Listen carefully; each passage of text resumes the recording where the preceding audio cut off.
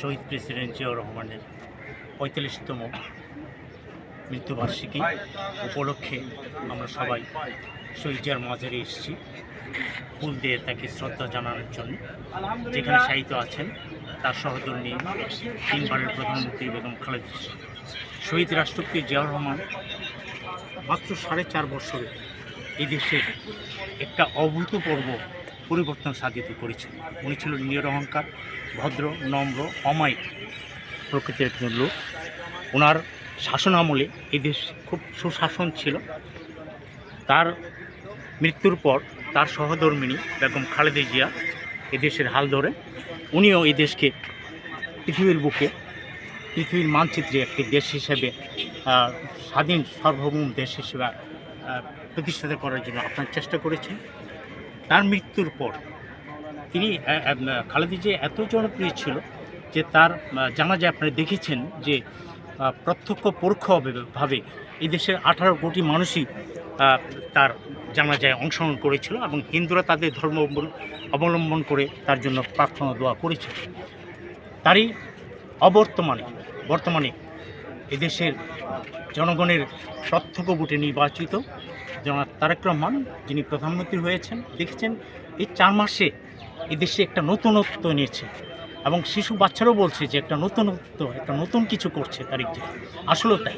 এই 4 মাসে তার যে এই বাংলাদেশের যে পরিবর্তন, এটা সকলের কাছে পরিলক্ষিত হচ্ছে।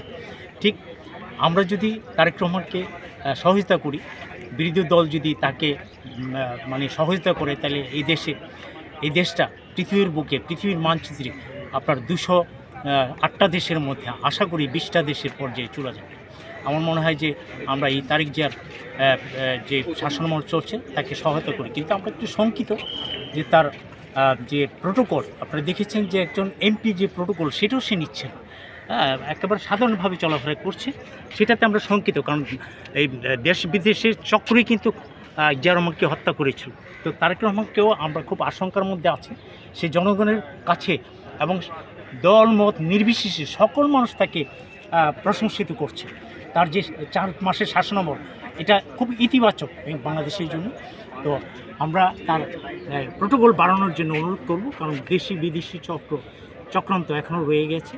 সেটা থেকে তাকে বাঁচিয়ে রাখতে হবে। তাকে বাঁচিয়ে রাখলে বাংলাদেশ বাঁচবে, তাকে বাঁচিয়ে রাখলে এদেশ অভূতপূর্ণ উন্নতি সাধিত হবে। ইতিমধ্যে দেখেছেন সে কিছু নতুনত্ব, ফ্যামিলি কার্ড, কৃষক কার্ড, স্পোর্টস কার্ড, গরিব দুঃখী মানুষদেরকে শনাক্ত করে তাদেরকে সহায়তা করছে। এটা আগে কখনো কোনো সরকারই এটা করতে পারেনি। এটা যদি অব্যাহত থাকে, এদেশে কোনো গরিব থাকবে না, এদেশে কোনো আপনার খেটে খাওয়া মানুষ কষ্টে দুঃখে তাদের জীবনযাপন করবে না। তারা সুন্দরভাবে সমান অধিকার নিয়ে এদেশে বসবাস করবে। ধন্যবাদ। আসসালামু আলাইকুম।